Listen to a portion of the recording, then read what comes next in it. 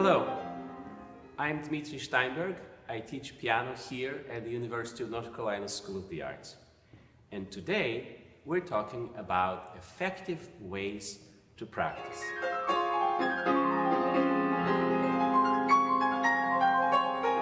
I'm sure our YouTube feeds are already full with videos talking just about that.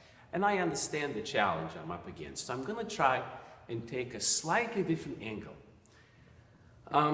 The first thing I'm going to say is that no matter how hard we try, you or I, we will never have just enough time to practice everything that we need as much as we need. It's unrealistic.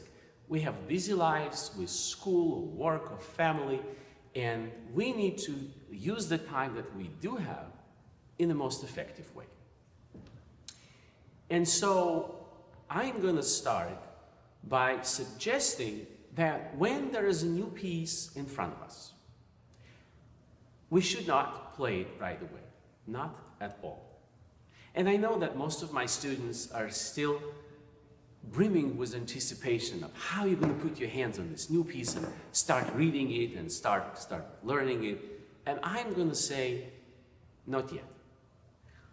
The first thing I want you to do is I want you to learn it before you play it.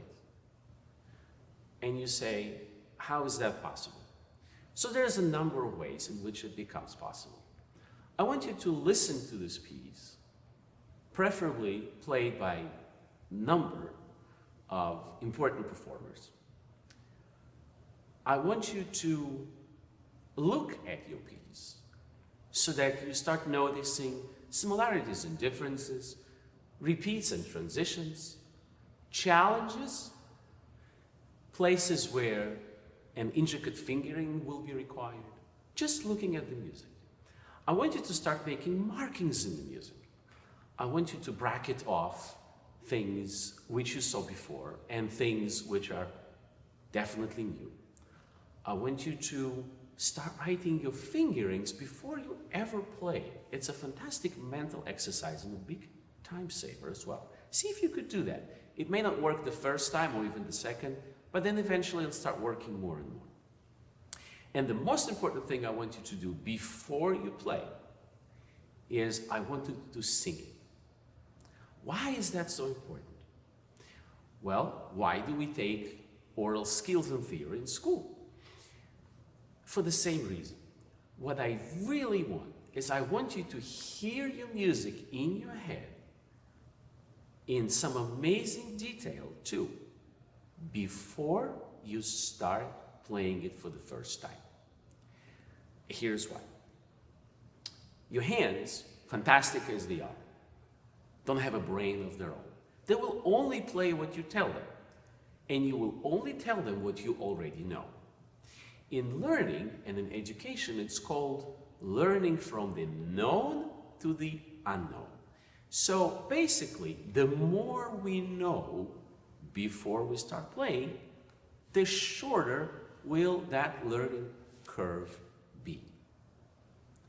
So just how much time will it take? Well, a few days, maybe even up to a week. But that week is worth about 2 months of learning something that you cannot hear in your head.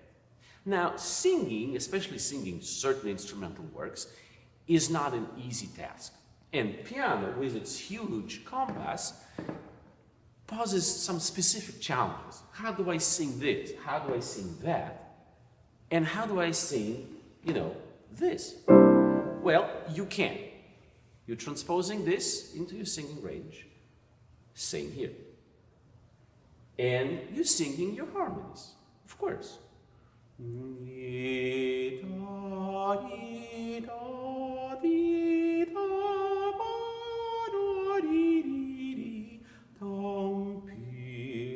So I sang my chord, I didn't play it. I want to make sure I'm singing it in tune. I want to make sure I understand the structure of my harmonies before I play them. Now, of course, this may not be necessary for every chord. You've heard enough triads in your life to not have to sing every single one of them. But if you are encountering, maybe you want to sing that a couple of times, and maybe even you want to sing it from a different note to know exactly how it's supposed to sound. So it is our mind and our ear which will then guide the actual process of playing the piece on our instrument, whatever that happens to be. My next step, when I already know that I can really hear my music playing in my head, like someone put a CD in there and pressed play, my next step is helping my fingers find their way as quickly as possible. Again, to narrow down the unknown and to expand the known.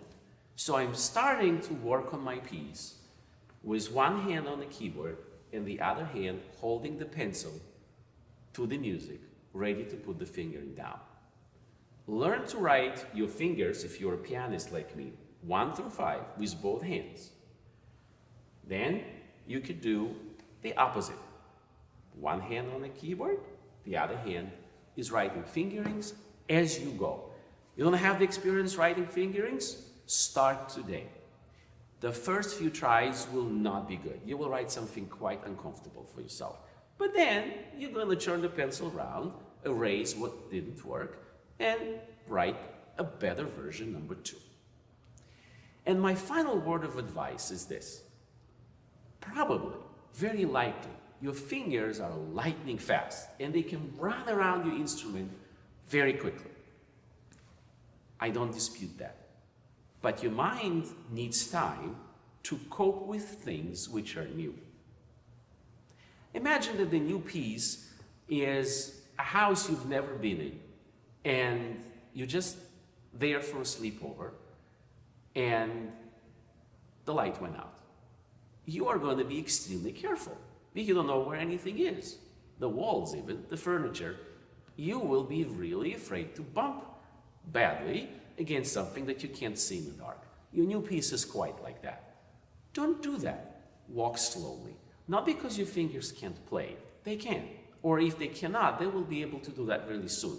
But your mind and your ear cannot cope with the pace you're picking. So my most common advice to students who play a brand new piece for me in the lesson is you haven't found your slow tempo yet. And then I usually demonstrate them what their tempo is, maybe 2 or 3 times slower. And sometimes, especially if it's a new student, they're somewhat surprised that I go so slowly. You know, they play, and I say, no. See, you're going to make mistakes in this measure and that measure. You just made them. Don't do that. Your mind does not have an erase button. Everything that you play that is wrong has a place in the brain too, where it will stay for a long time sometimes. So when I play for them,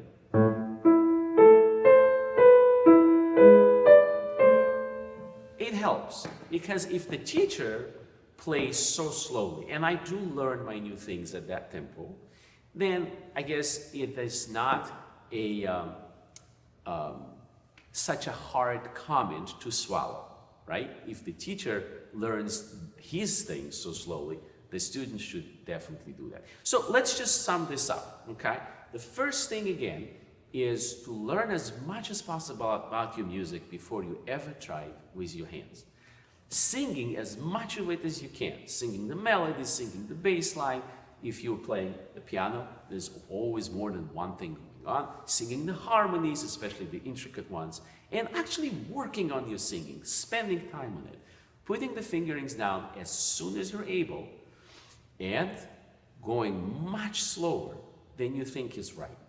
So the slowest pace of that start, of that initial beginning, is a pretty sure guarantee of the fastest way of learning your new works.